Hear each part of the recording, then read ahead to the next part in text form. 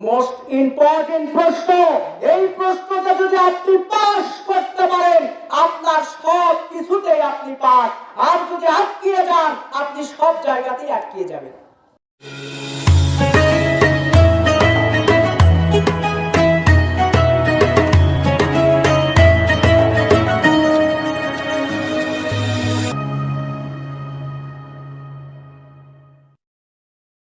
আমরা যখন ইন্তেকাল করব আমাদের গোসল করানো হবে, জানাজার নামাজ পড়ানো হবে, তারপর কিন্তু কবরস্থানে গিয়ে দাফন করা হবে। কথা ঠিক কিনা? ঠিক। কবর মাটি দেওয়ার পরে ওই কবরের মধ্যে সোয়াল করার জন্য ফেরেশতা আসবে কি আসবে না? আসবে। ফেরেশতার নাম কি? জোরে বলে। মুনকার নাকির এসে প্রশ্ন করবে। বাবা আমরা সবাই তো জানি এই কথা, বলেন তো কবরের মধ্যে প্রশ্ন কয়টি? তিনটি। আরো জোরে বলেন। তিনটি। তিনটি প্রশ্ন, তাই না? আমি যদি আপনাদেরকে বলি কবরের মধ্যে প্রশ্ন হচ্ছে একটি, মানবেন?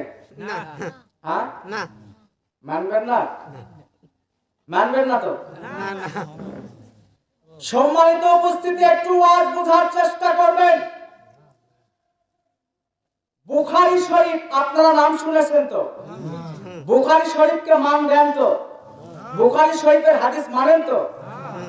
পুরা বুখারী শরীফের মধ্যে বুখারী রহমাতুল্লাহ আলাইহি তুলে ধরেছেন কবরের প্রশ্ন হচ্ছে একটি।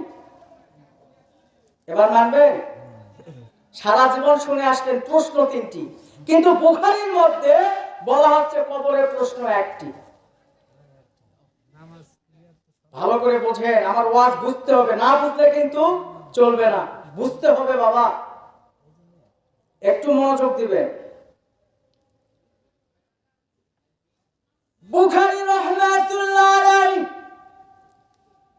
তিনি যে বুখারী শরীফের মধ্যে লিখেছেন কবরের প্রশ্ন একটি একটি একটি, এই কথাটার গুরুত্ব আছে না নাই বাবা? আছে। আমরা সবাই জানি তিনটি, কিন্তু তিনি বললেন একটি। কারণ কি? কারণ তো আছে। আছে। মানুষ যখন মারা যায় তখন দাফন করার পর কবরের মধ্যে মুনকার নাকির এসে ঢুকে যায় বাবা, প্রশ্ন করবে প্রশ্ন করবে। যদি প্রশ্নের উত্তরটা আপনি দিতে পারেন আপনার জন্য আবাদান আবাদা শান্তির জায়গা হবে কবর। আর যে ব্যক্তি কবরের প্রশ্নের উত্তর না দিতে পারবে, ও বাজানেরা, কবরের প্রশ্ন যদি আপনি উত্তর না দিতে পারেন গো আব্বা জানেরা, কবরটা এমন একটা জায়গা মানুষের হিসাব নিকাশের প্রথম ভাগটাই হলো কবর। কবর যদি আপনাকে ছাড় দিয়ে যায় আপনি সব জায়গাতে ছাড় পেয়ে যাবেন, আর কবরে যদি আপনি ছাড় না পান অন্য কোথাও গিয়ে আপনি ছাড় পাবেন না। তাহলে কবরের প্রশ্নের গুরুত্ব আছে না নাই? আছে। এবার সমস্ত হাদিসের কিতাবে কবরের প্রশ্ন আছে তিনটি, কিন্তু শুধুমাত্র বুখারীর মধ্যে কবরের প্রশ্ন হলো একটি। তাহলে বাবা গুরুত্ব সহকারে শুনতে হবে, বোঝার দরকার আছে না নাই? আছে। বাবাজি আমার ভালো করে কান লাগান। কেন বুখারী বললেন একটি প্রশ্ন? কারণ দুইটি প্রশ্ন বাকি, দুইটি প্রশ্নের উত্তরে সবাই পাস করবে, কিন্তু একটি মাত্র প্রশ্নতে আটকিয়ে যাবে, যার কারণে বুখারী রাহমাতুল্লাহ আলাইহি বলেছে বাবারে দুইটা প্রশ্নতে তো সবাই পাস, একটি প্রশ্নতে আটকিয়ে যাবে মানুষ। ওই জন্য বুখারীর মধ্যে একটি প্রশ্নই তুলে ধরা হয়েছে। বলেন সুবহানাল্লাহ। জানার দরকার আছে না নাই? আছে। সে একটি প্রশ্নটা কি নামাজ। জানার দরকার আছে না? বন্ধুগণ আমার ভালো করে কান লাগান। কবরের মধ্যে প্রথম নাম্বার প্রশ্ন হবে মান রব্বুকা, তোমার রব কে? উত্তর দেন সবাই একসঙ্গে। আল্লাহ। রব্বি আল্লাহ। চিৎকার করে হাত তুলে দেখান রব্বি আল্লাহ। ও মাবুদ, যারা হাত তুলেছে তুমি দেখে নাও কাল কঠিন কবরের মধ্যে মুনকার নাকিরের প্রশ্ন করার আগে আগে তোমার কাছে আমরা উত্তর জানায়া দিলাম। হাত নাও। এই প্রশ্নতে সবাই পাস, কথা বুঝলেন? কারণ আল্লাহ যে একজন আছে সবাই মানে, হিন্দুও মানে, খ্রিস্টানও মানে, বৌদ্ধ মানে, মুসলমানেরও মানে, কথা বলে ঠিক কিনা? এই প্রশ্নতে সবাই পাস।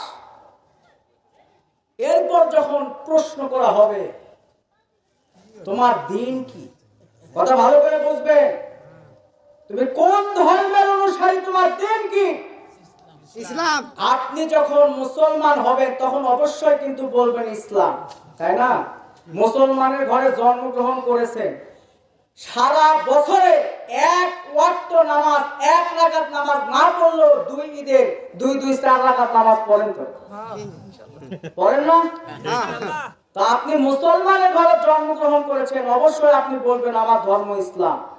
প্রশ্নের উত্তর কিন্তু দিতে পারবেন না? ইনশাআল্লাহ। হিন্দু ঘরে যারা জন্মগ্রহণ করে তারাও বলবে সনাতন। যে ধর্মে এই দুনিয়ার বুকে ধর্ম অবলম্বন করে চলেছে সেই ধর্মের উত্তরটা কিন্তু দিয়ে দিবে, উত্তর কিন্তু দিবে। তাহলে রব্বি আল্লাহ, রবের পরিচয় দিয়ে দিলেন, ধর্ম কি, ধর্মের কথাও আপনি জানায়া দিলেন। কিন্তু পরেকার যে প্রশ্ন, মোস্ট ইম্পর্টেন্ট প্রশ্ন, এই প্রশ্নটা যদি আপনি পাস করতে পারেন আপনার সব কিছুতেই আপনি পাস। আর যদি আটকিয়ে যান আপনি সব জায়গাতেই আটকিয়ে যাবেন। এই প্রশ্নের গুরুত্ব আছে না নাই? আছে। এই জন্য বুখারী বলেছেন একটি প্রশ্ন। কি প্রশ্ন? নামাজ। ও মুসলমান, ভালো করে কান লাগাবেন। প্রশ্নটা হলো ফেরেশতা মণ্ডলীগণ কবরের মধ্য থেকে আল্লাহ পাকের হুকুমে, বাবা কোন ছবি নয়, কবর থেকে একটা সুড়ঙ্গ বের হয়ে যাবে। কোথায় যাবে? সুড়ঙ্গ বের হয়ে যাবে। ওই সুড়ঙ্গ হাজার মাইল দূরে আমার নবী পাকের রওজা মুবারকে চলে যাবে।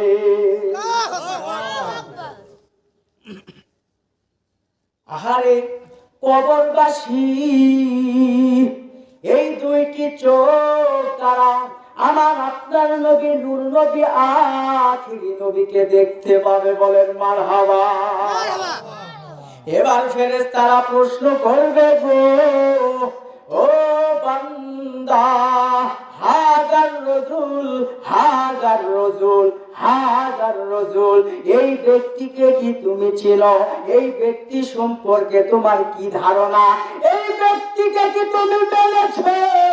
এই ব্যক্তিকে কি তুমি বুঝেছো?